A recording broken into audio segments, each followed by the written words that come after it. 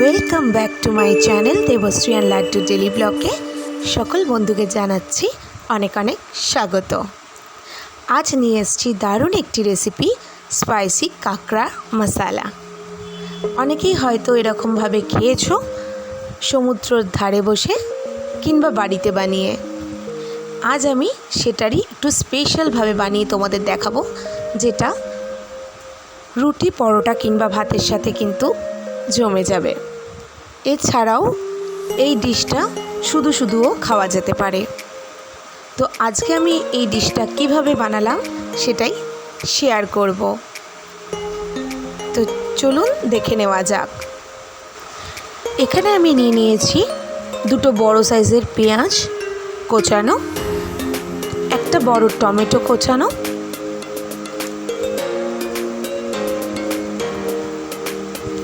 আর নিয়ে নিয়েছি কিছু গরম মশলা, তার মধ্যে আছে এলাচ, লবঙ্গ, দারচিনি, আর নিয়ে নিয়েছি আদা রসুনের পেস্ট। এবার কড়াইতে আমি সর্ষের তেল দিয়ে দিলাম। তেলটা একটু গরম হতে ছেড়ে দেবো।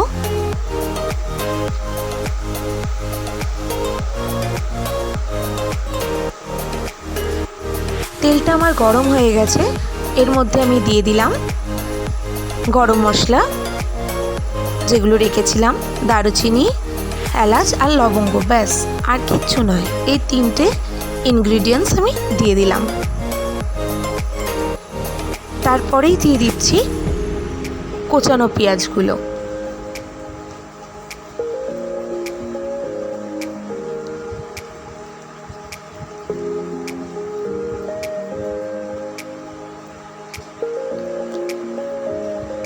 পেঁয়াজ আর গোটা গরম মশলাগুলো দেওয়ার পরে একটু নাড়িয়ে চাড়িয়ে নেব।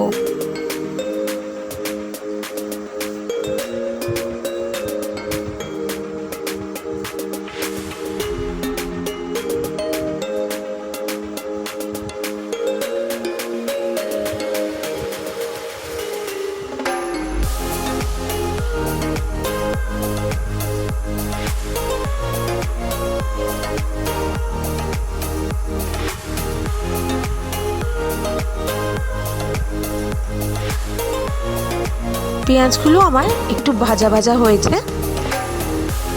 তার মধ্যে আমি ধুয়ে পরিষ্কার করে রাখা কাঁকড়াগুলোকে দিয়ে দিচ্ছি। কাঁকড়াতে কিন্তু আমি কোনো নুন হলুদ মাখিয়ে রাখিনি, শুধু ধুয়ে রেখেছিলাম। এটাকে তেলের সাথে আমি একটু ভেজে নেব।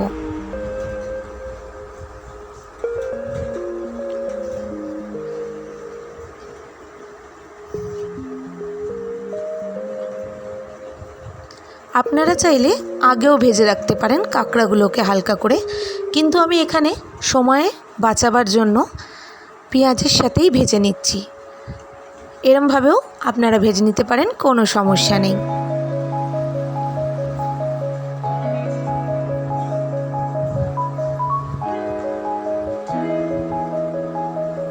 একেবারে পেঁয়াজ আর কাঁকড়াগুলো ভালো করে ভাজা ভাজা হয়ে যাবে এইভাবে করলে। তো এখানে বেশ আমার কাঁকড়া আর পেঁয়াজগুলো ভাজা ভাজা হয়ে এসছে।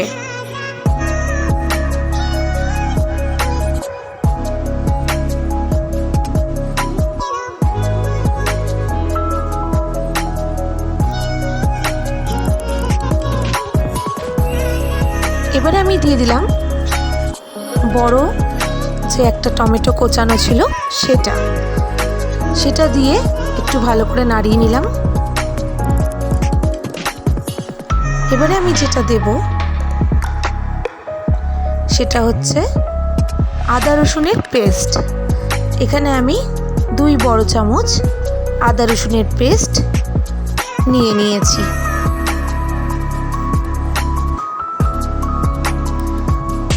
আমি এখানে দুটো মতো বড় সাইজের কাঁকড়া নিয়েছিলাম।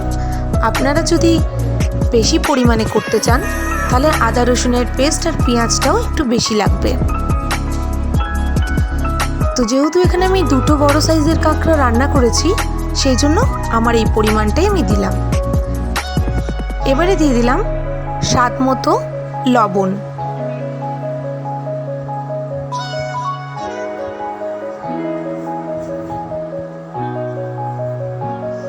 এরপরে দিয়ে দিচ্ছি জিরে আর ধনে গুঁড়ো।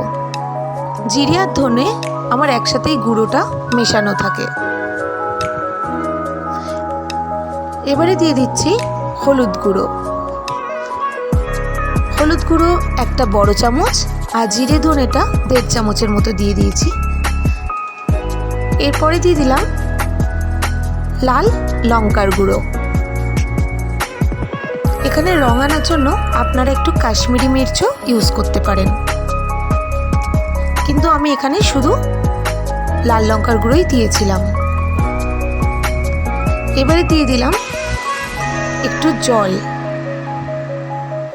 জলটা আমার বেশি লাগবে না এই রান্নাতে, 1 বড় কাপের মতন 1 কাপ জল এই রান্নাটাতে আমি ইউজ করেছি। প্রথমে একটু একটু জলটা দেব যাতে মশলাটা ভালো করে কাঁকড়ার সাথে মেখে যায় এবং একটা কষা কষার মতন তৈরি হয়। মশলাটাও তাতে ভালো করে এর সাথে কষে যাবে। তো এইভাবেই নাড়াতে চাড়াতে আমাকে হবে যাতে তলায় লেগে না যায়। অল্প অল্প জল দিয়েই কিন্তু এই রান্নাটা করে নিতে হবে যাতে একটা মাখা মাখা আর সুন্দর একটা ফ্লেভার থাকে।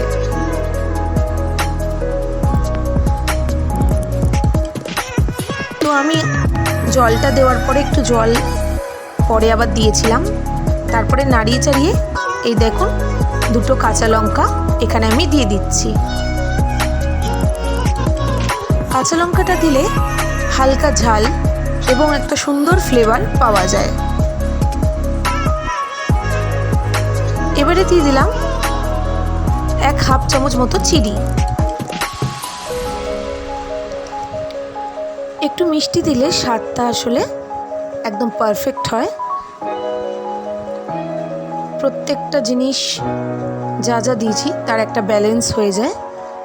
নুন, মিষ্টি, ঝাল সবই এখানে আমি দিয়েছি, যার জন্য এটা স্পাইসি হয়েছে। এবং শেষের চমকটা আমি আপনাদেরকে দেখাবো। এটা হতে দিলাম, একটু ঢেকে দিলাম।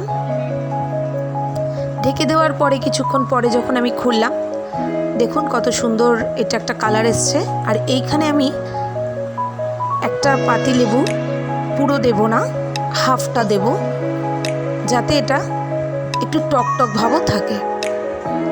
যেহেতু 2 কাঁকড়া, অনেকগুলো হলে একটা গোটা লেবু দিতাম, যেহেতু 2 কাঁকড়া এখানে আমি হাফ লেবু ইউজ করেছি। তবে এখন নয়, পরে দেব।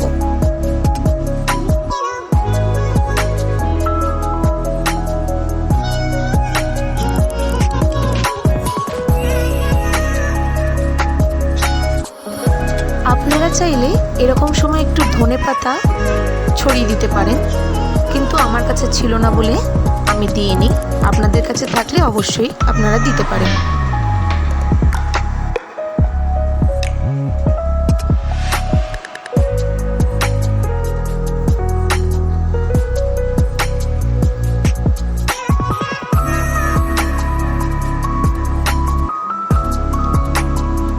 তো আমার কাঁকড়া কষানোটা কিন্তু একদম রেডি হয়ে গেছে। এই দেখুন, আপনাদেরকে দেখিয়ে দিচ্ছি এর ফাইনাল লুকটা কেমন লাগছে অবশ্যই কমেন্টে জানাবেন। আর যদি ভালো লেগে থাকে অবশ্যই একটি লাইক আর কমেন্ট করে ও সাবস্ক্রাইব করে আমার পাশে থাকবেন। যদি ভালো লেগে থাকে বেশি বেশি করে বন্ধুদেরকেও শেয়ার করবেন, পরিবারের লোকজনকে শেয়ার করবেন, যাতে তারাও এইভাবে বানিয়ে এই স্বাদের উপভোগ নিতে পারে। আর আমি এখানে দিয়ে দিলাম হাফ লেবুর একটু কম এর মধ্যে। তাহলে কি হলো, মিষ্টি, নুন, ঝাল, টক সব কিছু মিশিয়ে কিন্তু এই কাঁকড়া স্পাইসি মশলাটা কিন্তু একদম রেডি বন্ধুরা। এই সুন্দর রেসিপিটা শুধু শুধুও খাওয়া যেতে পারে একটি সুন্দর চাট হিসাবে।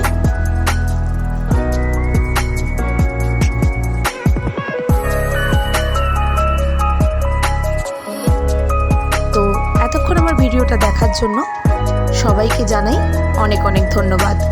আমার নেক্সট ভিডিওটা খুব তাড়াতাড়ি আসছে, আপনারা অপেক্ষা করুন আর এইভাবেই আমার পাশে থাকুন। ধন্যবাদ।